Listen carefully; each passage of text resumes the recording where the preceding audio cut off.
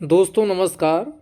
ISPCS exams में आप सभी का स्वागत है और आज हम daily current affairs news analysis को देखने वाले हैं, जिसमें हम लोग आज और पिछले दिन के क्वेश्चन का भी रिवाइज करते हैं जो आपके हर एक एग्जाम, चाहे यूपीएससी हो, चाहे UPPSC हो या अन्य कोई स्टेट PCS हो या कॉम्पिटिटिव एग्जाम हो, जहां प्रॉपर न्यूज एनालिसिस पूछा जाता, उसके लिए आपकी ये क्लास बहुत ही हेल्पफुल साबित होती है। और इसकी PDF आपको ISPCS एग्जाम्स टेलीग्राम चैनल पे उपलब्ध करवा दी गई, वहां से आप जा करके डाउनलोड भी कर सकते हैं। तो आज का पहला क्वेश्चन देखते हैं। पहला क्वेश्चन आपके सामने है कि भारतीय अंतर्देशीय जलमार्ग प्राधिकरण, जिसे inland water authority of India के नाम से जाना जाता, यानी IWAI के संदर्भ में क्या करना, विचार करना है। पहला स्टेटमेंट दिया गया कि इसकी स्थापना 27 अक्टूबर 1986 को हुई थी क्या। दूसरा स्टेटमेंट है कि इसका मुख्यालय यानी हेडक्वार्टर्स नई दिल्ली में स्थित है क्या। तीसरा स्टेटमेंट है यह जल शक्ति मंत्रालय के अंतर्गत आता है क्या। तो ध्यान दीजिएगा दोस्तों, यहाँ बात किसकी हो रही है, inland water veg authority of India की बात हो रही है, जिसे हिंदी में भारतीय अंतर्देशीय जलमार्ग प्राधिकरण के नाम से जाना जाता। तो यहाँ पर ध्यान दीजिएगा, पहला स्टेटमेंट बिल्कुल सही है, लेकिन दूसरा स्टेटमेंट गलत है। आप कहेंगे सर क्यों गलत है, क्योंकि इसका हेडक्वार्टर्स नई दिल्ली न हो करके कहाँ स्थित है, नोएडा। इसका हेडक्वार्टर्स कहाँ स्थित है, तो इसका हेडक्वार्टर्स नोएडा स्थित है। तीसरा स्टेटमेंट भी गलत हो जाएगा, क्योंकि यह जल शक्ति मंत्रालय के अंतर्गत नहीं आता, बल्कि मिनिस्ट्री ऑफ शिपिंग यानी शिपिंग मंत्रालय के अंतर्गत आता है, जिसे हिंदी में जहाज रानी के नाम से जाना जाता। ये जल शक्ति मंत्रालय के अंतर्गत नहीं आता। तो ये तीसरा स्टेटमेंट भी गलत हो जाएगा। तो इसका सही जवाब क्या हो जाएगा, केवल 1।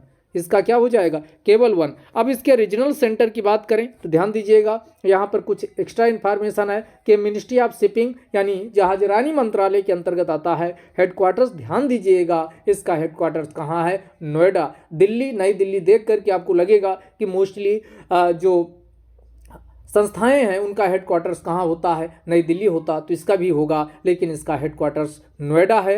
अब इसके रीजनल हेडक्वार्टर्स की बात किया जाए, जिसे क्षेत्रीय कार्यालय या मुख्यालय के नाम से जाना जाता है, तो ये तो आपका कौन हो गया, नोएडा में ही हो गया। तो इसके अलावा इसके रीजनल सेंटर की बात करते हैं, तो इसका रीजनल सेंटर अगर इंडिया का मानचित्र बना लो तो यहाँ पर कोलकाता, तो ये कोलकाता में है। कोलकाता जस्ट आगे चलो तो ये पटना मिल जाएगा। पटना इधर साइड में गुवाहाटी, और इधर साउथ में आप देखोगे तो साउथ में कौन, तो 3 तो यहीं पर हो गए, कौन हो गए, कोलकाता, इधर पटना, इधर गुवाहाटी, और केरल का कौन सा एक, कोच्चि। तो ये 4 इसके क्या है, रीजनल हेडक्वार्टर्स हैं। मानचित्र से दिमाग में रखोगे तो कभी भूलोगे नहीं। तो हमने 4 रीजनल सेंटर कौन कौन बताए, तो कोलकाता, कोलकाता के बाद असम का कौन, गुवाहाटी, उसके बाद बिहार का पटना, और केरल का कोच्चि में इसके रीजनल सेंटर भी हैं। तो इस बात का भी ध्यान रखिएगा।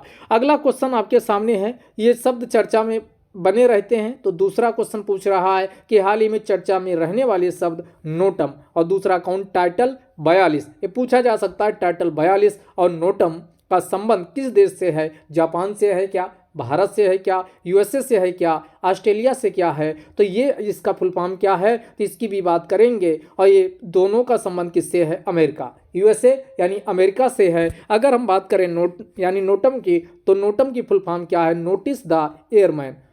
और ये दूर संचार के माध्यम से, ध्यान से समझिएगा, जो अमेरिका है, अमेरिका में दूर संचार के माध्यम के लिए कौन सा प्रयोग किया जाता, नोटिस द एयरमैन शब्द का प्रयोग नोटम, जिसकी फुल फॉर्म है, प्रयोग किया जाता है। बात करें टाइटल 42, तो अमेरिका में जो कोविड महामारी का दौर आया, तो उस दौरान जो अन्य प्रवासी थे उनको बाहर करने के लिए यानी क्या किया गया, बाध्य किया गया। तो उसी के लिए कौन सा ये बनाया गया, जो नियम बनाया गया, उसी को टाइटल 42 के नाम से जाना गया। तो ये टाइटल 42 और नोटम दोनों का संबंध किस देश से है, तो अमेरिका से है। अगला क्वेश्चन नंबर 3 आपके सामने है, वर्ष 2022 में राष्ट्रीय स्वच्छ वायु कार्यक्रम द्वारा CPCB, जिसे किस नाम से जाना जाता, सेंट्रल पॉल्यूशन कंट्रोल बोर्ड के नाम से जाना जाता, इसके अनुसार वायु गुणवत्ता विश्लेषण के अनुसार शीर्ष 10 सबसे प्रदूषित शहर में कौन सा शहर शामिल है। तो ये यूपी स्पेशल के पॉइंट ऑफ व्यू से मोस्ट इंपॉर्टेंट है। और यहाँ जो भारत के शहर हैं उनकी कौन से शहर सबसे ज़्यादा प्रदूषित हैं उसकी रिपोर्ट जारी की गई। और इसमें ध्यान दीजिएगा, इस बार भी दिल्ली दिल्ली भारत का सबसे ज़्यादा प्रदूषित शहरों में राजधानी के रूप में शुमार हुआ। तो इसमें एक तो ये बनता है पीएम पार्टिकुलेट मैटर, इसी को कहा जाता है 2.5, और एक होता है पीएम 10। तो दो को इसमें शामिल किया जाता। तो यहाँ बात है पीएम 2.5 की होती है। इसमें पार्टिकुलेट मैटर का जो डायमीटर या उसकी त्रिज्या होती है उसका आकार कम होता है और यह आसानी से हमारे शरीर, लंग्स, फेफड़े इत्यादि में प्रवेश कर करके हमारा जो यानी प्रतिरक्षा तंत्र या तंत्रिका तंत्र है वहाँ पर हमको बहुत ज़्यादा नुकसान पहुँचा सकता है। तो ये पीएम 2.5 और पीएम 10 दोनों ध्यान रखिएगा किस कैटेगरी में पूछा जा रहा। तो हमने यहाँ पीएम 2.5 को शामिल किया है। पीएम 2.5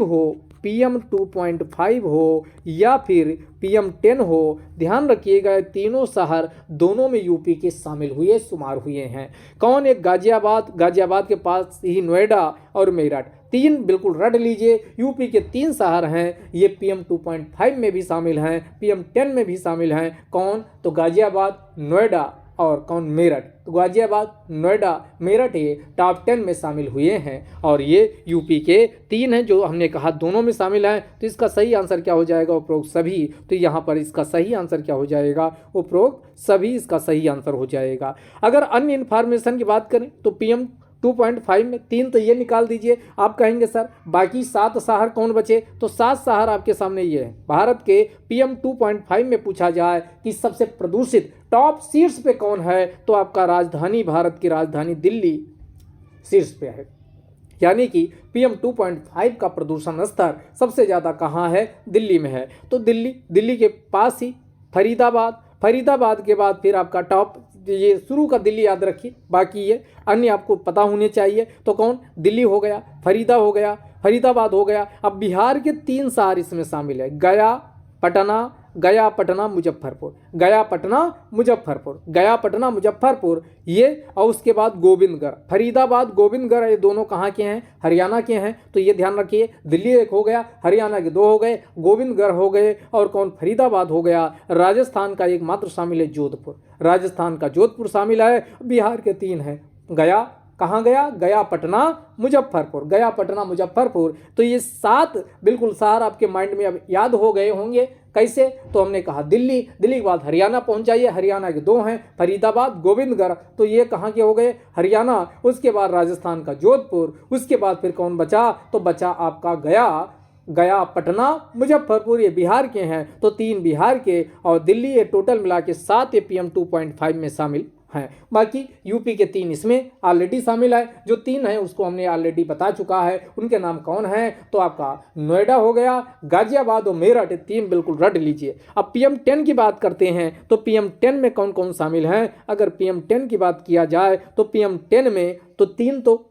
यूपी वाले ही हैं। इसके अलावा कौन? फरीदाबाद इसमें भी है, दिल्ली इसमें भी है। तो फरीदाबाद हो गया, दिल्ली हो गया, पटना हो गया, पटना के बाद मुजफ्फरपुर, पटना, मुजफ्फरपुर। तो यह इसमें कौन बाहर हुआ 10 में? तो 10 में बाहर गया हो गया। गया टॉप 10 होगा। पीएम 10 जब आप पूछा जाए तो ध्यान रखिएगा, यानी बिहार के जो 3 शहर शामिल थे, गया, पटना, मुजफ्फरपुर, तो इनमें 2 शहर शामिल हैं, बिहार के पटना और मुजफ्फरपुर। गया टॉप यानी पीएम 10 में शामिल नहीं है, इस बात का भी आप ध्यान रखिएगा। बाकी दिल्ली इसमें भी है, दिल्ली के बाद जोधपुर इसमें भी है, यानी कॉमन ही है। जोधपुर के बाद 2 अन्य, फरीदाबाद इसमें भी है, लेकिन गोविंदगढ़ इसमें नहीं है। तो कौन इसमें नहीं, उसको ध्यान रखिएगा।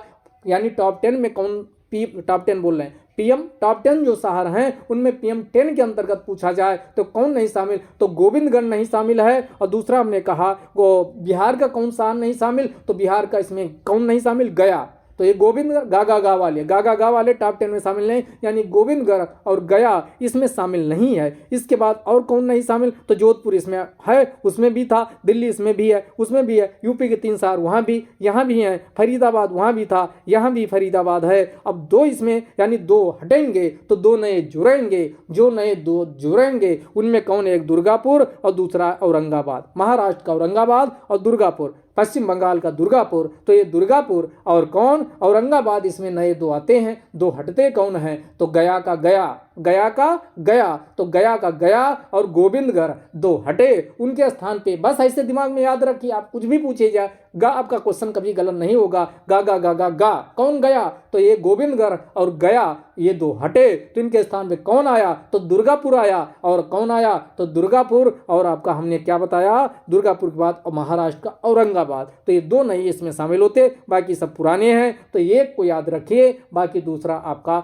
बिल्कुल दिमाग में याद रहेगा। तो ये ध्यान रखिएगा, PM 2.5 पूछ रहा या PM 10। PM 10 और PM 2.5 भारत के 10 सबसे ज्यादा प्रदूषित शहरों में यूपी के 3 सिटी सेम एज हैं। कौन, नोएडा, गाजियाबाद, मेरठ।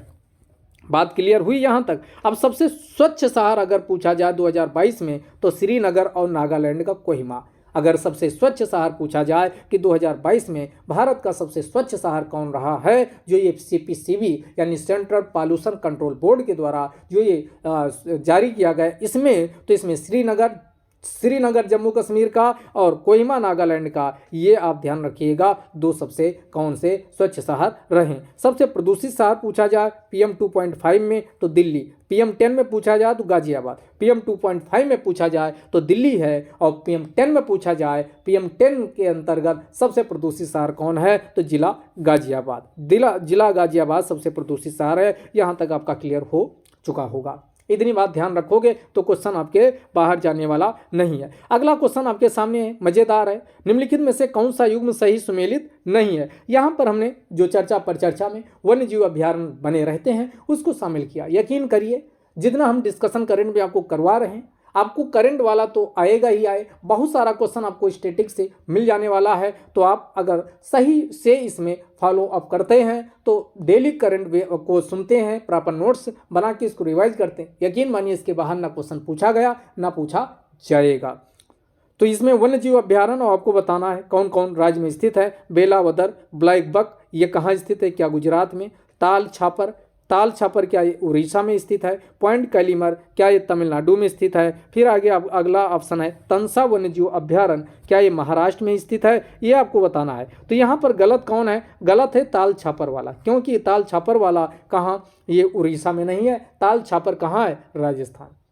ताल छापर वन्यजीव अभ्यारण्य कहाँ है, उड़ीसा में ना हो करके राजस्थान में है। तो बाकी बेलावदर ब्लैक बक पूछा जाए गुजरात में। बेलावदर ब्लैक बक कहाँ है, गुजरात में। पॉइंट कैलीमर मोस्ट इंपॉर्टेंट है, ये तमिलनाडु में है। तंसा वन्यजीव अभ्यारण्य पूछा जाए, कौन, तंसा वन्यजीव अभ्यारण्य पूछा जाए तो ये कहाँ है, महाराष्ट्र में स्थित है। तो यहाँ पर बाकी सही सुमेलित हैं। ताल छापर राजस्थान में है, मित्रों गलती मत करिएगा। तो एक बार फिर से रिवाइज करवा दें, बेलावदर ब्लैक बक पूछे तो गुजरात में है, ताल छापर पूछे तो राजस्थान, पॉइंट कैलीमर पूछे तमिलनाडु, तंसा वन्यजीव अभ्यारण्य पूछे तो ये कहाँ स्थित है, महाराष्ट्र में स्थित है। अब कुछ अनइम्पॉर्टेंट है वो आप रट्टा लगा लीजिए, इसको 2-3 बार वीडियो देखिएगा। पंजाब का जो इंपॉर्टेंट है वो कौन, अबोहर। कौन, अबोहर। पंजाब का कौन है, अबोहर।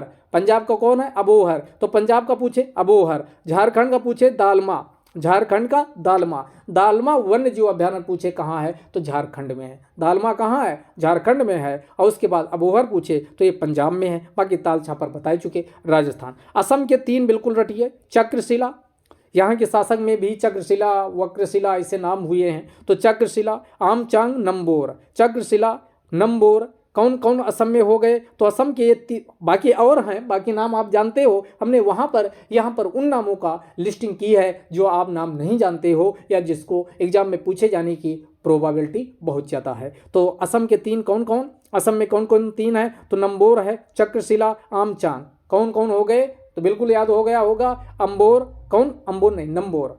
अबोहर पूछे तो पंजाब में है, वो तो आप पीछे जान ही चुके हो। असम में कौन हो गए, तो असम में हो गए नंबोर। असम में कौन, नंबोर हो गया। चक्रशिला हो गया, आमचांग। चक्रशिला, आमचांग, चक्रशिला, उसके बाद नंबोर। तो ये कहाँ के हो गए, 3 असम के। कौन कौन 3 असम के हो गए, बार फिर से हमारे साथ बोलिए आप, तो आप बोलेंगे, इसको बोल के याद करिए तभी याद होगा। तो हमने क्या कहा, नंबोर, चक्रशिला, आमचांग। कौन कौन हो गया, नंबोर हो गया, चक्रशिला और कौन हो गया, आमचांग। ये हो गए असम के। छत्तीसगढ़ का आइए, छत्तीसगढ़ में कौन कौन से हैं उसकी हम बात कर लेते हैं। तो छत्तीसगढ़ में देखिएगा बहुत मज़ेदार। तो पहला देखो भैरमगढ़, भैरम और फिर भोरम देव। एक भैरमगढ़ है, दूसरा भोरम देव है और तीसरा बादल खोल।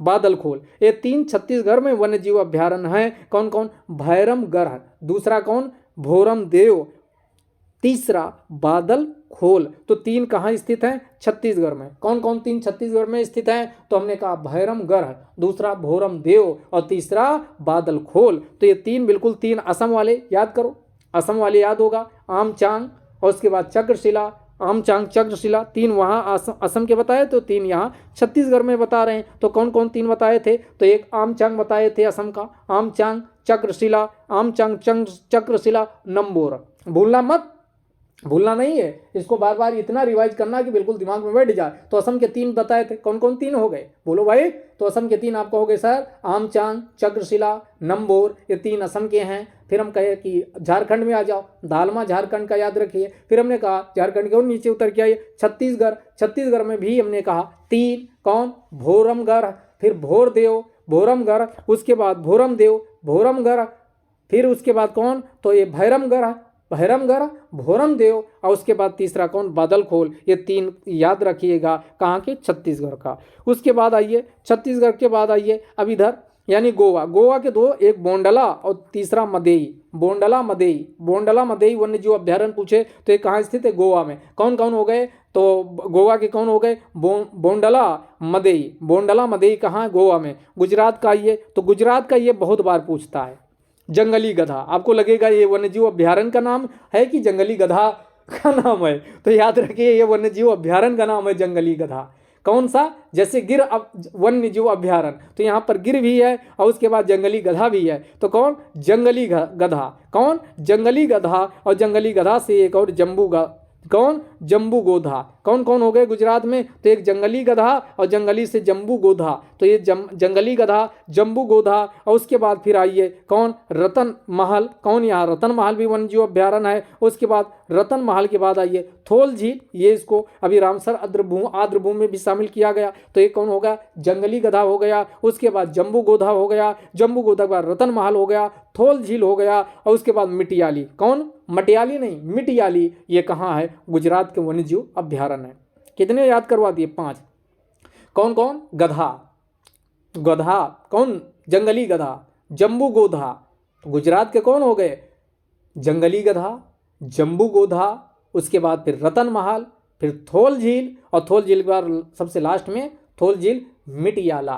कौन? मिटियाला। ये कहाँ? गुजरात में स्थित हैं। अब गुजरात के बाद अगले आओ, अगला यहाँ हम हिमाचल प्रदेश की बात कर लेते। हिमाचल प्रदेश में कौन कौन स्थित हैं? तो ये बांदली, दरन घाटी, धौलाधर, धौलाधर वन्यजीव अभ्यारण्य और धौलाधर एक पर्वतमाला भी है।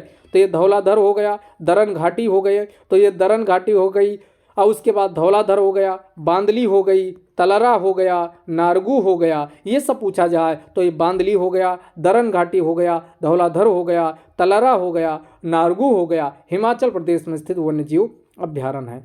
आगे अगला आते हैं झारखंड। झारखंड में आपको बताए 3 हैं, झारखंड के भी 3 याद रखिए, एक लौलांग और दूसरा पालकोट और तीसरा दालमा। दालमा पीछे भी याद करवा दिए थे झारखंड का। तो झारखंड, असम के भी 3 याद करवाए थे। याद है कि असम में वाले 3 भूल गए? बाकी अन्य भी हैं लेकिन जो हमने याद करवाया वो असम वाले आपको याद होगा। एक बार फिर से आप बताइए, जो चक्रशिला, आमचांग चक्रशिला है, उसके बाद कौन बताए थे?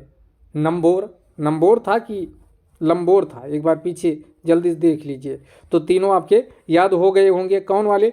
3 याद करवाए थे। कहाँ के? ये रहा आपके सामने, हाँ ये नंबोर था। तो आमचांग चक्रशिला नंबोर ये असम का हो गया। इसी प्रकार हमने कहा कि झारखंड के 3 कौन? दालमा हो गया और दालमा के बाद झारखंड के 3 लौलांग और पालकोट। कौन? लौलांग, दालमा, पालकोट। झारखंड के कौन हो गए? तो झारखंड के 3 बिल्कुल अब आपको याद रट गया होगा। कौन कौन? लौलांग हो गया, दालमा हो गया, उसके बाद पालकोट। तो ये कौन हो गए? झारखंड। झारखंड के भी 3, असम के भी 3 आपके कौन कौन? आमचांग चक्रशिला, कौन सा? नंबोर। तो ये आपका कौन हो गए? नंबोर। ये आपके कहाँ के? असम के। फिर हमने कहा झारखंड के 3 कौन हो गए? लौलांग हो गया, दालमा हो गया, पालकोट हो गया, असम के। फिर हमने कहा छत्तीसगढ़ में आओ तो 3 है, एक भैरमगढ़ है, एक भोरमदेव है, उसके बाद कौन? भैरमगढ़, उसके बाद भोरमदेव और भोरमदेव के बाद फिर हमने क्या बताया था? ये इसका बादलखोल। ये बादलखोल कहाँ के? छत्तीसगढ़ में। गोवा के हमने 2 बताया, गोवा के कौन 2 हो गए, बोंदला और मदई, बोंदला और मदोई। फिर गुजरात के 5, गुजरात के 5 तो कौन कौन, गधा, जंगली गधा, उसके बाद कौन, जम्बू गोधा, जंगली गधा, जम्बू गोधा, रतन महल, थोल झील, मिटियाला। ये कहाँ की हमने बताया, यानी गुजरात के। हिमाचल प्रदेश के भी 5 ही हैं प्रमुख रूप से, तो बांदली हो गया, दरन घाटी हो गया, तो ये बांदली हो गया, दरन घाटी, धौलाधर, तलरा, नारगू, ये 5 कौन, हिमाचल प्रदेश के हो गया। झारखंड भी याद हो गया। अब कर्नाटक, कर्नाटक में कौन कौन हो गए, तो ब्रह्मगिरी हिल्स भी कर्नाटक में स्थित, जहाँ से कावेरी नदी निकलती, तो ब्रह्मगिरी हो गई। कावेरी नदी निकलती तो कावेरी ये हो गया, तो ब्रह्मगिरी हो गया, कावेरी हो गया। और उसके बाद कौन, कावेरी, ब्रह्मगिरी, पुष्पागिरी, ब्रह्मगिरी, पुष्पागिरी, ब्रह्मगिरी, पुष्पागिरी, दोनों कहाँ है, कर्नाटक में। तो कर्नाटक में कौन कौन हो गए, तो एक ब्रह्मगिरी हो गया, दूसरा पुष्पागिरी हो गया, तीसरा शरावती हो गया, चौथा कौन हो गया, यानी शरावती। शरावती के बाद फिर कौन हो गया, शरावती हो गया। उसके बाद फिर कौन, सोमेश्वर, शरावती, सोमेश्वर और भीमगढ़। भीमगढ़ कहाँ स्थित है, तो ये इंपॉर्टेंट है, ये कहाँ स्थित है, कर्नाटक। तो कर्नाटक में कौन कौन हो गए, तो पुष्पागिरी हो गया, ब्रह्मगिरी हो गया, शरावती हो गया, सोमेश्वर हो गया, भीमगढ़ हो गया, कावेरी हो गया। ये सब कहाँ स्थित हैं, वन्यजीव अभ्यारण्य कर्नाटक में स्थित है। केरल में आइए, तो केरल में कौन हो गया, तो केरल में अरलम, अरलम हो गया। मालाबार तट यहीं पर स्थित है केरल के, तो यहाँ पर अल्लम हो गया, अरलम। उसके बाद मालाबार, मालाबार के बाद इडुक्की हो गया। इडुक्की के बाद 2 हैं, चाचा चाचा चाची, चाची चाची वाली, चाचा चाची। तो चाचा चाची कौन, यानी चीची चीची, चाची को बोलते हो तो चाची यहाँ याद रखिएगा। तो कौन, चिमोनी और चिन्नार, चिमोनी, चिन्नार, चीची, चाचा जी, चाची, ऐसे याद रखिए। केरल में केरल की चाची, तो केरल की चाची, चाची कौन, अब नरसे केरल की बहुत ज़्यादा फेमस हैं, तो आप ऐसे याद रखिए। चाची कहाँ की, केरल वाली, तो चीची से चाची को चीची बना दीजिए। तो कौन, चिन्नार और चिमोनी, कहाँ की, चिन्नार, चिमोनी, इडुक्की, मालाबार, अरलाम, ये कहाँ की, ये हैं केरल की। कहाँ की, केरल की, ऐसे भूलिएगा नहीं। तो केरल के भी हमने कौन कौन याद करवा दिया। तो केरल के कौन कौन वन्यजीव अभ्यारण्य है, तो आपका मालाबार हो गया, इडुक्की हो गया। मालाबार इडुक्की तो आप लगा लोगे, लेकिन चीची चाची वाला ही भूलोगे, तो कौन, चीची। तो ये कौन हो गया, चिन्नोम हो गया, चिन्नारी हो, चिन्नार, चिमोनी कौन हो गया, चिमोनी और चिमोनी, चिन्नार, अरलम, ये कहाँ के हो गए, ये केरल के हो गए। इसके बाद आगे आइए, यानी मध्य प्रदेश के आइए, तो मध्य प्रदेश में कौन हो गए, ओरछा हो गया, गांधी सागर हो गया, बोरी हो गया। तो ये मध्य प्रदेश में कौन, बोरी हो गया, गांधी सागर हो गया, ओरछा हो गया। अब महाराष्ट्र में आइए, तो महाराष्ट्र में ये इंपॉर्टेंट बहुत, great Indian bustard. Great Indian bustard नाम से वन्यजीव अभ्यारण्य, जैसे जंगली गधा, वैसे ग्रेट इंडियन बस्टर्ड भी एक आपका कौन, पक्षी भी है, लेकिन इसका नाम से वन्यजीव अभ्यारण्य भी बनाया गया। तो ग्रेट इंडियन बस्टर्ड पूछे महाराष्ट्र में है। उसके बाद पेनगंगा पूछे महाराष्ट्र में है। पेमगंगा के बाद भीमा शंकर पूछे तो महाराष्ट्र में है। तो पेनगंगा हो गया, ग्रेट इंडियन बस्टर्ड हो गया, भीमा शंकर हो गया, कोयला हो गया, कोयला, कोयला वो कोयला नहीं, ये वन्यजीव अभ्यारण्य का नाम है, तुंगारेश्वर। तो कौन हो गया, Bhima Shankar, Tungareshwar, great Indian bustard, Penganga, कोयला, ये सभी कहाँ है, महाराष्ट्र में है। कहाँ है, महाराष्ट्र में। अब आइए मिजोरम में।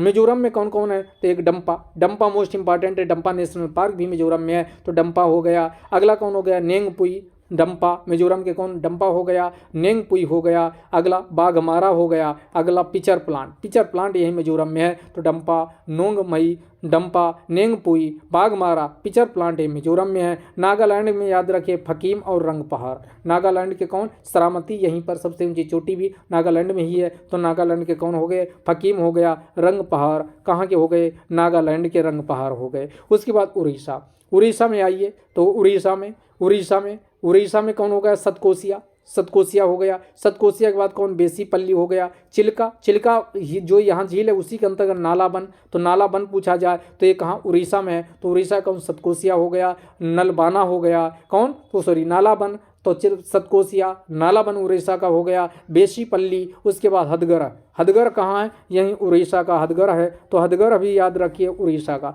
सिक्किम में आइए, सिक्किम का इंपॉर्टेंट है, एक मीनम हो गया, दूसरा कितम हो गया, तीसरा फेम्बोंग लहो, ये पूछा जा सकता, फेम्बोंग लहो कहाँ का है, तो सिक्किम का है, फेम्बोंग लहो वन्यजीव अभ्यारण्य, कितम मीनम, तो फेम्बोंग लहो कितम मीनम ये कहाँ, सिक्किम का है। कहाँ का है, सिक्किम का है। सिक्किम के बाद आइए यहाँ जम्मू कश्मीर, जम्मू कश्मीर का गुलमर्ग, लिम्बर, नंदिनी, तो ये तीनों याद रखिए। जम्मू कश्मीर के कौन हो गए, गुलमर्ग हो गया, लिम्बर हो गया, नंदिनी। कौन कौन तीन हो गए, तो गुलमर्ग हो गया, लिम्बर हो गया, नंदिनी, ये कहाँ का है, ये है जम्मू कश्मीर। अब तमिलनाडु का आइए, तमिलनाडु का कराई बेटी, पुलिकट, पुलिकट के बाद बेदनथंगल, बेदनथंगल, तो बेदनथंगल कहाँ का? तमिलनाडु का वन्यजीव अभ्यारण्य है, तो बेदनथंगल हो गया। पुलिकट, ध्यान दीजिएगा, तमिलनाडु आंध्र प्रदेश की सीमा पर पुलिकट झील है, लेकिन वन्यजीव अभ्यारण्य पूछे तो पूरी तरह से तमिलनाडु में स्थित है। तो बेदनथंगल, उसके बाद पुलिकट, उसके बाद कराई बेटी, ये कहाँ का है? तमिलनाडु का है। कहाँ का? तमिलनाडु। त्रिपुरा के 3 है, कौन हो गए त्रिपुरा के? तो ये कौन? त्रिपुरा में, त्रिपुरा में कौन 3 हो गए? ता त्रिपुरा, ता से त्रिपुरा, ता से तृष्णा और रा से रोवा, और उसके बाद गुमटी। कौन? गुमटी। तृष्णा, रोवा, गुमटी, ये त्रिपुरा का। तृष्णा, रोवा, गुमटी कहाँ का हो गया? त्रिपुरा से नाम चल रहा, त्रिपुरा, वैसे बोलिए त्रिपुरा हो गया। तो शुरू का अक्षर उठाइए, त्रिपुरा से तृष्णा और रोवा अंत वाले रा, तो रोवा, तो ये कौन? गुमटी। तो कौन? गुमटी। तो ये कौन? तृष्णा, रोवा, गुमटी पूछे तो ये कहाँ का? त्रिपुरा का हो गया। कहाँ का हो गया? त्रिपुरा का। अब आइए उत्तराखंड का, तो ये अस्कोट कस्तूरी मृग पूछे। अस्कोट ये पूछा जा चुका यूपीएससी में। उत्तराखंड के कौन हो गए? अस्कोट कस्तूरी मृग हो गए। ध्यान दीजिएगा, जब ये आपको पता होता लोकेशन कहाँ कौन स्थित है, तो आपके यूपीएससी में जो क्वेश्चन घुमाता है उसको भी आप सही आंसर तक पहुंचा देते हो। तो कौन कौन उत्तराखंड के हो गए? अस्कोट कस्तूरी मृग हो गया, बिनसर हो गया, गोविंद पशु विहार हो गया, केदारनाथ, बाकी सोना नदी, ये सब जानते ही हो, केदारनाथ, सोना नदी, इसमें गोविंद पशु विहार भी जानते हो। गोविंद आपको बताए थे, नेशनल पार्क याद करवाए थे उत्तराखंड के, याद है कि भूल गए? जो ट्रिक से याद करवाए थे, गर्लफ्रेंड ये सब बता करके। तो अस्कोट कस्तूरी मृग पूछे उत्तराखंड का, बिनसर उत्तराखंड का, गोविंद पशु विहार उत्तराखंड का, केदारनाथ उत्तराखंड का, सोना नदी उत्तराखंड का, त्रिपुरा बता ही चुके 3, त्रिपुरा में तृष्णा हो गया, रोवा, गुमटी, ये कौन? तीनों कहाँ है? त्रिपुरा में है। बाकी अब आइए वेस्ट बंगाल। वेस्ट बंगाल में कौन है? तो वेस्ट बंगाल में चिंतामणिकार, कौन? चिंतामणिकार, हॉलिडे द्वीप, बल्लभपुर, उसके बाद लोथियन, फिर माह आनंद, ये सभी वन्यजीव अभ्यारण्य कहाँ? वेस्ट बंगाल के हैं। कौन कौन हो गए? चिंतामणिकार हो गए, हॉलिडे द्वीप हो गया, बल्लभपुर हो गया, लोथियन हो गया, माह आनंद ये पूछा जाए तो ये वेस्ट बंगाल में है। कहाँ है? वेस्ट बंगाल। अब आइए अंडमान निकोबार। अंडमान निकोबार कछुआ, आपको कछुआ ऐसे नहीं कि ओलिब्रिडले कछुआ उड़ीसा में है वो ठोक ठाक दो, गलत हो जाएगा बच्चों। क्या? कछुआ वन्यजीव अभ्यारण्य पूछे तो अंडमान निकोबार, ये इंपॉर्टेंट है, पूछा इसीलिए जाएगा। तो ये कौन? कछुआ वन्यजीव अभ्यारण्य अंडमान निकोबार। बांस, बांस से लगेगा कि बांस सबसे ज़्यादा पूर्वोत्तर भारत में होता, उसी में से नागालैंड, असम, त्रिपुरा, मिजोरम, इसी में कोई राज्य होगा। अगर ऐसा सोचते तो गलत। बांस वन्यजीव अभ्यारण्य पूछे तो अंडमान निकोबार में है। बांस बंजर, दोनों बांस बंजर दोनों वन्यजीव अभ्यारण्य, बांस हो गया, बंजर हो गया, कछुआ हो गया, बांस, बंजर, कछुआ, मयूर, देखो नाम गजब के नाम है भाई, मयूर, बांस, बंजर, मयूर, बांस, बंजर, कछुआ, मयूर, कछुआ भी आ गया, मोर भी आ गया, मयूर वन्यजीव अभ्यारण्य। उसके बाद चैनल वन्यजीव अभ्यारण्य पूछे तो ये दोनों कहाँ स्थित हैं? तो ये आपके सब कितने नाम? 2, 2, 4, ये 5 नाम बताए। अंडमान निकोबार, तो अंडमान निकोबार के कौन कौन? अब आप दिमाग पे सोचिए। तो 2 तो पक्षी, एक मयूर, एक था पक्षी, दूसरा पशु, यानी पशु का मतलब हुआ जंतु, एनिमल। तुम में कौन? कछुआ। तो कौन? कछुआ वन्यजीव अभ्यारण्य, मयूर वन्यजीव अभ्यारण्य, बांस वन्यजीव अभ्यारण्य, बांस के बाद बंजर वन्यजीव अभ्यारण्य, और उसके बाद चैनल वन्यजीव अभ्यारण्य, ये सभी अंडमान निकोबार में स्थित हैं। इस बात का भी ध्यान रखिए। लक्षद्वीप में एक ही है प्रमुख रूप से, पिट्टी, लक्षद्वीप पिट्टी। लक्षद्वीप में कौन? पिट्टी, लक्षद्वीप। अब लक्षद्वीप पिट्टी, जब आपका लक्ष्य पूरा नहीं होता तो घर में आपकी पिटाई होती, पिटते हो, तो लक्षद्वीप लक्ष्य नहीं पूरा होने पर हुई पिटाई, पिट्टी। तो ये लक्षद्वीप पिट्टी, ऐसे याद रखिए, लक्षद्वीप पिट्टी। और दादरा दमन नगर हवेली में कौन है? फुदम। दादरा एवं नगर हवेली दमन दीव में कौन हो गए? फुदम। तो ये फुदम पूछा जाए तो दादरा नगर हवेली एवं दमन दीव में है। तो ये हमने आपके सामने सारे के सारे जो प्रमुख रूप से वन्यजीव अभ्यारण्य थे वो रख दिया। अगले क्वेश्चन की ओर चलते हैं। अगला है ब्लैक बक, जिसे हिंदी में कृष्ण मृग के नाम से जाना जाता, के संदर्भ में निम्नलिखित कथनों में विचार करना है। इसे इंडियन मृग या इंडियन एंटीलप के नाम से भी जाना जाता है। एंटीलप, बिल्कुल बात सही है, तो ये पहला सही है। पर्वतीय क्षेत्र में सर्वाधिक रूप से पाए जाते, जी नहीं, ये हो गया गलत, क्योंकि ये सर्वाधिक रूप से कहाँ पाए जाते? घास के मैदानों में। कहाँ? घास के मैदानों में पाए जाते, तो ये स्टेटमेंट दूसरा वाला इसलिए गलत हो जाएगा। तीसरा स्टेटमेंट दिया गया, इसे पंजाब, हरियाणा, तेलंगाना का राजकीय पशु घोषित किया गया, जी नहीं, ये पंजाब हरियाणा तो है लेकिन ये तेलंगाना का नहीं, ये आंध्र प्रदेश का। कहाँ का है? आंध्र प्रदेश का है। तो ये राजकीय पशु कहाँ का ब्लैक बक को घोषित किया गया? पंजाब, हरियाणा और उसके बाद आंध्र प्रदेश। तो ये इसलिए गलत हो जाएगा। तो तीसरा स्टेटमेंट क्यों गलत हुआ? क्लियर हुआ? तो तीसरा स्टेटमेंट गलत। दूसरा, इसे IUCN की रेड लिस्ट में इंडेंजर्ड की कैटेगरी में यानी संकटापन की कैटेगरी में रखा गया है क्या, तो ये आपको बताना है। तो ध्यान दीजिएगा, ब्लैक बग जो है ये आपका संकटापन नहीं, तो ये भी गलत हो जाएगा, क्योंकि इसे लीस्ट कंसर्न, इसे बिल्कुल दिमाग में रखिए, लीस्ट कंसर्न यानी इसको कम खतरा है, तभी तो ये इतने राज्यों में फैला हुआ, इतना सब घास का मैदान इसका है, तो ये इसको कम यानी लीस्ट कंसर्न की कैटेगरी में IUCN की रेड लिस्ट में रखा गया है। तो यहाँ पर सही आंसर क्या, ओनली वन। अब आप ओनली वन ये जो सोचे हो जिन लोगों ने, उनका सही आंसर होगा तो ओनली वन। और ये ध्यान दीजिएगा, ये जो साइट्स वाला है, साइट्स की ये अपेंडिक्स 1 में नहीं है, ये अपेंडिक्स 2 में है, क्योंकि इसको ज़्यादा खतरा अभी नहीं है। अगला क्वेश्चन है, संयुक्त अरब अमीरात के द्वारा, UAE के द्वारा अब कॉप जो 27 है इसका आयोजन कहाँ हुआ, यानी मिस्र के शर्म अल शेख में, मिस्र के शर्म अल शेख में, शर्म अल शेख में इसका शर्म अल शेख इम्प्लीमेंटेशन को अपनाया गया, वो भी हमने डिटेल में बताया। अब कॉप 26 पूछा जाए तो कॉप 26 का आयोजन कहाँ हुआ था, ग्लासगो, कॉप 26 का ग्लासगो। अब अगला कौन होगा, कॉप 27 भी बता चुके, तो कॉप 28 का आयोजन पहला तो यही UAE, और UAE में कहाँ होने वाला, UAE के दुबई शहर में, UAE के दुबई शहर में होने वाला। अब इसका कौन, इसे अध्यक्षता जो ये कॉप 28 का होगा, इसकी अध्यक्षता कौन करने वाला, किसे नामित किया गया, तो इसमें 4 ऑप्शन आपके सामने, सुल्तान अहमद अल जाबिर, मोहम्मद बिन राशिद अल मखदूम, खलीफा बिन जायद अल नहयान, मोहम्मद बिन जायद अल नहयान। तो इसका सही आंसर पहला वाला सही हो जाएगा, सुल्तान अहमद अल जाबिर को क्या किया गया, यानी नियुक्त किया गया है। अगले क्वेश्चन की ओर चलते, अगला फिर पूछ रहा, निम्नलिखित में से कौन सा सही सुमेलित नहीं। तो हमने कई पुस्तकों को, लगभग पुस्तकें आप अगर पुराने वीडियो पहले से प्रॉपर देख रहे हो, कोई वीडियो अगर मिस नहीं किए, तो लगभग सारे हमने जो पुस्तकें चर्चा में रही वो डिस्कस करती हैं। तो आगे भी इसी तरीके से, अभी ये हमने इसलिए शामिल किया जादूनामा, जो ये जादूनामा पुस्तक है ये चर्चा में आ गई। जादूनामा पुस्तक किसको लिखा है, अरविंद मंडलोई ने लिखा, और इसमें जावेद अख्तर की पूरी कहानी है। किसकी है, जादूनामा जावेद अख्तर की है, तो इसको लिखा कौन, अरविंद मंडलोई ने लिखा, इसके द्वारा लिखी गई, अरविंद मंडलोई के द्वारा लिखी गई। जादूनामा पूछे तो ये अरविंद मंडलोई के द्वारा ये पुस्तक लिखी गई। अस्मिता का संघर्ष, शशि थरूर, ये बिल्कुल बात सही है।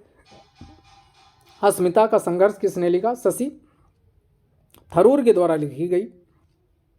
अगला है बर्निंग क्वेश्चन, ये ध्यान दीजिएगा, इंपॉर्टेंट है बर्निंग क्वेश्चन। ये क्या मार्गरेट एटवुड के द्वारा लिखी गई, तो ये मार्गरेट एटवुड के द्वारा बर्निंग क्वेश्चन लिखी गई, ये भी सही है। तो जादूनामा अरविंद मंडलोई, अस्मिता का संघर्ष शशि थरूर, और शशि थरूर की है एन इरा ऑफ डार्कनेस, इसको भी शशि थरूर ने लिखा है। और जो अम्बेडकर साहब हैं, अम्बेडकर साहब पर भी पुस्तक किसके द्वारा लिखी गई, तो ये शशि थरूर ने लिखा है। फिर आपका अस्मिता का संघर्ष, ये भी शशि थरूर की पुस्तक है। बर्निंग क्वेश्चन मार्गरेट एटवुड के द्वारा लिखी गई। द 10 ट्रिलियन US$ ड्रीम, ये किसके द्वारा लिखी गई, क्या रघुराम राजन, ये है गलत। तो यहाँ पर गलत आपको बताना था, लास्ट वाला ये गलत है, क्योंकि ये पुस्तक सुभाष चंद्र गर्ग के द्वारा लिखी गई।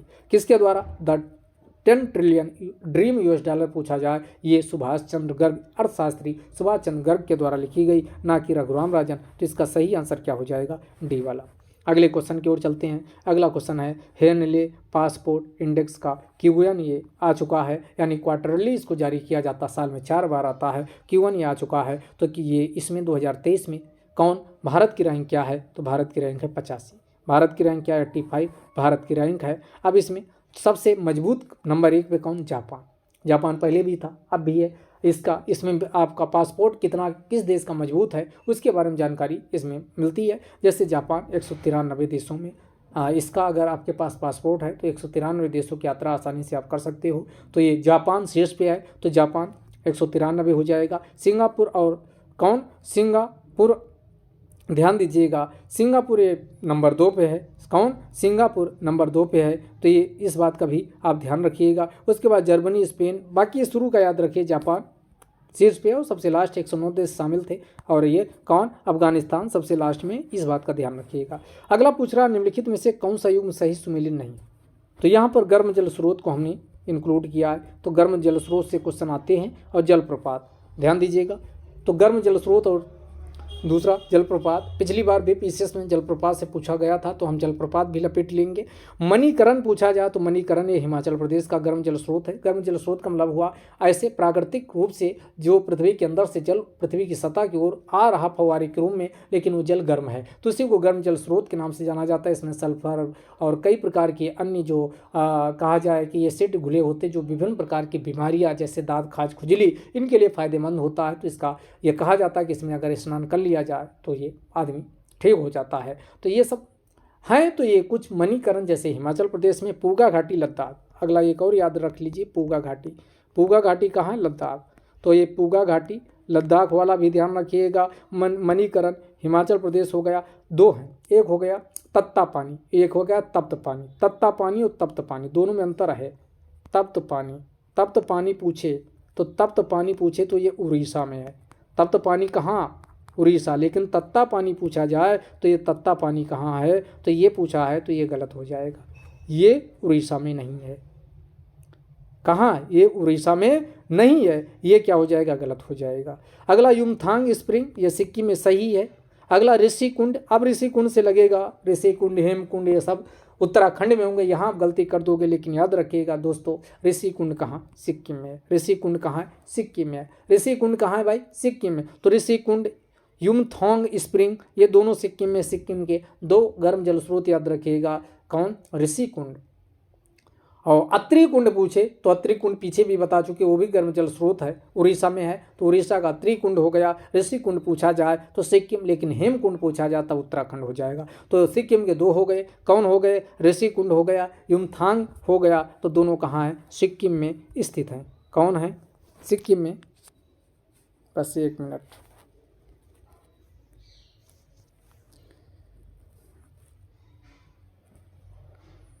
सिक्किम में स्थित है। आगे आइए, अगला हम देखते हैं।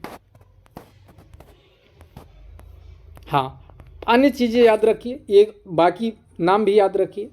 तो एक तो उत्तराखंड का सहस्त्रधारा याद रखिएगा, गर्म जल स्रोत ये पूछा जाता। सहस्त्रधारा यानी सहस्त्रधारा। और उसके बाद दूसरा हेमकुंड। ये दोनों कहाँ है? उत्तराखंड के हैं, दोनों यूके। तो यहाँ लिखा है सहस्त्रधारा उत्तराखंड का है। उसके बाद पूछा जाए हिमाचल प्रदेश के दो याद रखिए, अनहोनी और धुनी पानी। अनहोनी और धुनी पानी दोनों मध्य प्रदेश में है। उसके बाद बकरेश्वर पूछा जाए तो वेस्ट बंगाल। बकरेश्वर वेस्ट बंगाल। तो बकरेश्वर कहाँ? वेस्ट बंगाल में है। तो एक बार फिर से आपको रिवाइज करवाएं। अत्रि कुंड पूछा जाए तो उड़ीसा। तप्त पानी पूछा जाए तो उड़ीसा। तो कौन? तप्त पानी हो गया। और दूसरा हमने क्या बताया? कौन? उड़ीसा। अत्रि कुंड दोनों उड़ीसा में है। सिक्किम के दो नाम याद रखिएगा। सिक्किम के दो नाम कौन कौन हो गया? तो एक कौन हमने बताया? युमथांग। सिक्किम के दो नाम याद रखिएगा, एक युमथांग हो गया, एक ऋषिकुंड हो गया। इसके बाद उत्तराखंड के सहस्त्रधारा और कौन दूसरा नाम बताए? कौन? हेमकुंड। ये दोनों कहाँ है? उत्तराखंड में है। और मणिकरण पूछा जाए हिमाचल प्रदेश। पूगा घाटी पूछा जाए लद्दाख में है। मध्य प्रदेश का हमने कहा कौन? अनहोनी और छिंदवाड़ा। अनहोनी छिंदवाड़ा मध्य प्रदेश में है। तो अनहोनी और धुनी पानी, अनहोनी और धुनी पानी पूछा जाए तो दोनों मध्य प्रदेश में है। और इसके बाद बकरेश्वर पूछा जाए तो पश्चिम बंगाल। अगर इतने आप याद कर लेते हो तो आप सही आंसर तक पहुँच जाओगे। अगला 10वां नंबर क्वेश्चन है, द वर्ल्ड रिपोर्ट 2023 किसके द्वारा प्रकाशित की गई? चार ऑप्शन आपके सामने है। ह्यूमन राइट्स वॉच के द्वारा, अगला यूनेस्को के द्वारा, अगला United Nations human rights commission के द्वारा, अगला ILO के द्वारा। तो ये रिपोर्ट किसके द्वारा निकाली गई? Human rights watch. तो ये the world report human rights watch के द्वारा प्रकाशित की जाती है। ये न्यूयॉर्क में स्थित एक प्रकार का NGO है। न्यूयॉर्क में स्थित एक प्रकार के NGO भारत में जो अल्पसंख्यकों के साथ यानी क्या किया गया, भारत में उनके साथ जो उत्पीड़न किया गया उस पर चिंता व्यक्त की गई और कहा गया कि भारत में अल्पसंख्यकों की जो अल्पसंख्यक और अन्य जो सुभेद वर्ग हैं उनके साथ सही से बर्ताव नहीं किया जा रहा। तो ये सब इसमें प्रकाश डाला गया है। अब अगले कल के क्वेश्चन का तेजी से क्या कर लेते हैं, रिवीजन कर लेते हैं। इंडियन स्कीमर के बारे में बताना था। इसे इंडेंजर्ड के रूप में घोषित किया गया क्या? तो पहला वाला स्टेटमेंट तो सही था, लेकिन दूसरा है केवल भारत में नहीं, भारत के साथ बांग्लादेश में भी पाया जाता। तो इसका आंसर क्या हो जाएगा? केवल एक हो जाएगा। अगला कौन सा सही युग्म नहीं है ये बताना था। अगला human anatomy, doctor Ashwini Kumar Dwivedi, बिल्कुल बात सही। The McMahon line, a century of discord, इसको JJ सिंह ने लिखा, ये भी सही। अगला roller coaster and affair with banking Tamal Bandyopadhyay, तो ये भी आपका क्या था, सही था। Brave hearts of the Bharat beginners from India history, ये आपका रस्किन बॉन्ड, ये रस्किन बॉन्ड की पुस्तक नहीं है, तो ये किसकी पुस्तक, विक्रम संवत की पुस्तक, तो ये गलत था लास्ट वाला। भारतीय उच्चायोग द्वारा कहाँ पर कौन, तो ये कहाँ पर, सबरा गौमुआ यूनिवर्सिटी में हिंदी चेयर, हिंदी इसी को चेयर को हिंदी पीठ कहा जाता है, हिंदी पीठ की नींव डाली गई, तो इसके लिए मेमोरेंडम ऑफ अंडरस्टैंडिंग पर साइन किया गया, तो ये कहाँ गया, श्रीलंका, ये कहाँ, तो ये सही पीछे समझ चुके हो, श्रीलंका में किया गया। हाल ही में स्वास्थ्य मंत्री मनसुख मंडाविया के द्वारा ब्रेविंग ए वायरल स्टॉर्म इंडियाज कोविड-19 वैक्सीन नामक स्टोरी नामक शीर्षक से पुस्तक किसके द्वारा लिखी गई, तो आशीष चंदोरकर और सूरज सुधीर दोनों के द्वारा, तो इसका आंसर क्या हो जाएगा, सी वाला सही हो जाएगा। जयपुर इंटरनेशनल फिल्म फेस्टिवल में लाइफ टाइम अचीवमेंट पुरस्कार से अपर्णा किसको, तो ये अपर्णा सेन को सम्मानित किया गया था, तो इसका आंसर ये हो जाएगा। अगला इसमें अगले क्वेश्चन की ओर चलते हैं। अटल सम्मान अगर पूछा जाए किसको, तो ये अटल सम्मान से किसे सम्मानित किया गया, तो जो अन्य ऑप्शन दिए गए हैं यानी ऑप्शन सी वाला अटल सम्मान से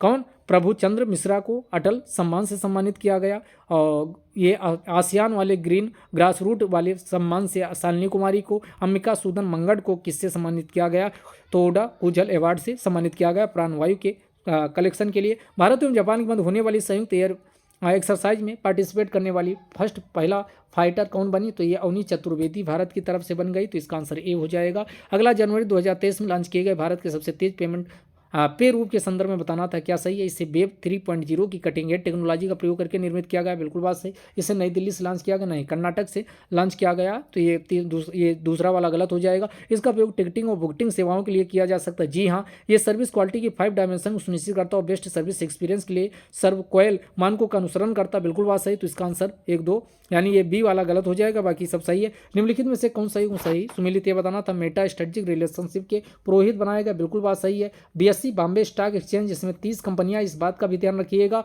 और सुंदर रमन मूर्ति को बनाएगा। अगला मोबाइल के प्रमुख कौन, अजीत कुमार सक्सेना। फसाई के कौन, हमने बताया था, फंसा कौन, कमला, तो फंसी कौन, कमला, तो फसाई के कौन, जी कमला वर्धन राव इस समय प्रमुख बनाए गए हैं। अगला सारे युग में इसमें क्या हो जाएगा, सही सुमेलित हो जाएगा। अगले क्वेश्चन, किस देश की पहली महिला प्रधानमंत्री को उपराष्ट्रपति के रूप में नियुक्त किया गया है, जिनका नाम क्या, रोज क्रिस्टियाना उसका रेपोंडा है, तो ये कहाँ, गेबोन की, कहाँ, गेबोन की यानी क्या बनी है, उपराष्ट्रपति के रूप में इनको नामित किया गया। चैट जीपीटी क्या बताना था, अनुप्रयोग कहाँ किया जा सकता है, इससे नए आर्टिकल, नई कविता और नए कोड का सृजन करने में बिल्कुल हो सकता। अगला था इसका प्रयोग डिजिटल मार्केटिंग, ऑनलाइन सामग्री निर्माण, ग्राहक सेवा प्रश्नों का उत्तर देने में किया जा सकता, ये भी सही। अगला इसका प्रयोग basic email, party planning, list एवं सीबी के लिए किया जा सकता, तो ये भी सही हो जाएगा। तो इसका आंसर क्या हो जाएगा, 1, 2, 3 तीनों में इसका प्रयोग किया जा सकता। ओपन एआई के द्वारा इसे विकसित किया गया। गृह मंत्रालय के द्वारा किसकी अध्यक्षता में लद्दाख के लोगों के लिए भूमि रोजगार की सुरक्षा सुनिश्चित करने हेतु हाई पावर्ड कमेटी का गठन किया गया,